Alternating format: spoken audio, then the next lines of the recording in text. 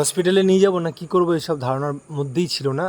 সাপ যেভাবে কামড়ায় বা এরকমভাবে কামড়াতে পারে সেটা প্রথমবার দেখলাম। আমাকে পাশের বাড়ি থেকে ডাক দিয়ে বললো, রাহুল তাড়াতাড়ি আয়। তো আমি বললাম কী হয়েছে? বললো এখানটাতে এরকম আওয়াজ হচ্ছিলো। দেখার পর দেখলাম যে এই ব্যাপার। তো আপনারা দেখতে পাচ্ছেন কি বিষয়টা? হ্যাঁ, পাখির খাঁচার মধ্যে সাপটা ঢুকে পাখিগুলোকে কামড়ানো শুরু করে দিয়েছে। আর একটা পাখিকে তো হাফ খেয়েই নিয়েছিল। এটা হচ্ছে খড়ির সাপের বাচ্চা, যাকে আমরা জাত সাপ বলে থাকি। আসলে বিষয়টা হচ্ছে আমাদের পাড়াতে যদি কেউ জন্মায়, কেউ মারা যায়, কারোর কিছু হয়, কেউ হাগে, কেউ পাদে, কারোর পাতলা পায়খানা, সমস্ত বিষয় আমাদেরকে ডাকে।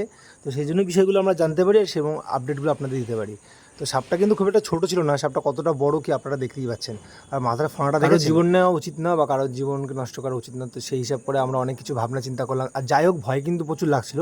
তারপরে হাড়ির মুখের মধ্যে আমরা ন্যাকড়াটা দিয়ে আর কি ভর্তি করে দিলাম।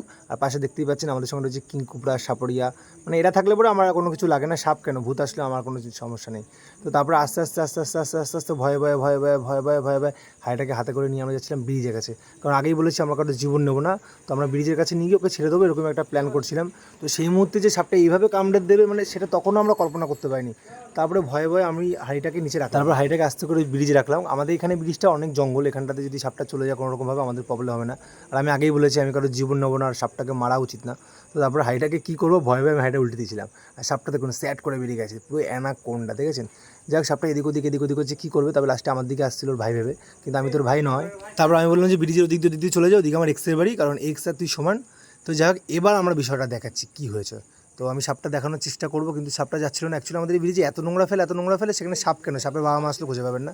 তো যাই হোক, এই ব্রিজের নামই গন্ধ ব্রিজ হয়ে গেছে। আচ্ছা, অন্য টপিকে আসি। এবার দেখুন, এই ছোটো ছোটো নিরীহ প্রাণীগুলোর জীবন নিয়ে নিয়েছে। হ্যাঁ, একদিকে বলতে পারেন যে সাপটাকে আমরা পাখিগুলো খেতে দিলাম না, একদিকে একটা জীবন বাঁচালাম। তো যাই হোক, সবাই সুস্থ থাকবেন, ভালো থাকবেন, সাপদেরকে মারবেন না, সাপদেরও একটা জীবন আছে। আর এরকম সাপ দেখলে আমাদেরকে ফোন করবেন, আমরা চলে আসবো। যাই হোক, ভিডিওটা শেষ করার সময় আমি একটা কথাই বলবো, সাপে যদি কাউকে কামড়ায় অবশ্যই আপনারা কোনো ওঝাবাড়ি নয়, ডাইরেক্ট যাবেন হসপিটালে, কারণ ওর থেকে ভালো জায়গা আর নেই। সবাই সুস্থ থাকবেন, ভালো থাকবেন, নিজের খেয়াল রাখবেন। Tata, bye bye.